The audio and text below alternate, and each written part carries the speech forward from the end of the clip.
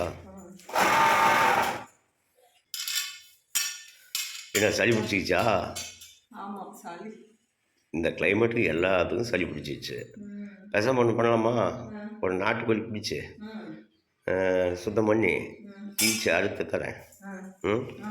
கடையில் கொடுக்காத நம்மளே சுத்தம் பண்ணி தீச்சோம்னா நல்லா இருக்கும்.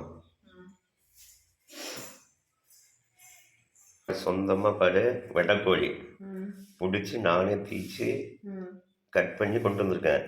என்னென்னா ஒரே விஷயம், அந்த தீக்கிறதும் வெட்டுறதும் வீடியோ எடுக்காத விட்டாச்சு. அடுத்த வீடியோவில் போட்டுக்கலாம். பாரு, நேகாவுக்கும் ரிஷ்வாவுக்கும் வந்து ரெக்கையில் லெக் பீஸு வெட்டைக்கோழி எப்படி நீட்டாக செஞ்சுருக்கணும்.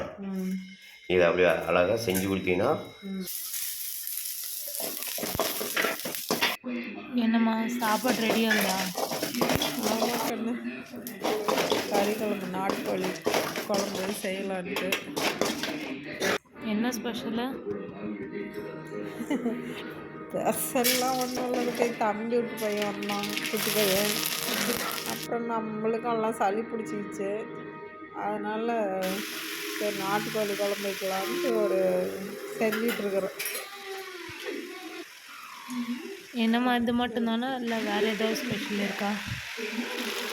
வேறு என்ன செய்யலான்னு யோசிக்கிறேன். அவனுக்கு வந்து இது அவ்வளோ பிடிக்காது, ஸ்வீட் தான் கேட்போம். அதனால் ஸ்வீட் போண்டா ஏதாவது பலகாரம் செய்யலாம். என்னம்மா வேலை முடிஞ்சுதா? முடிஞ்சது கண்ணு. சுட சுட சோறு, நாட்டுக்கோழி தண்ணி குழம்பு சூப்பராக ரெடி ஆயிடுச்சு. அப்புறம் பலகாரம் எல்லாம் ரெடி ஆயிடுச்சு. வாங்க சாப்பிட்லாம்.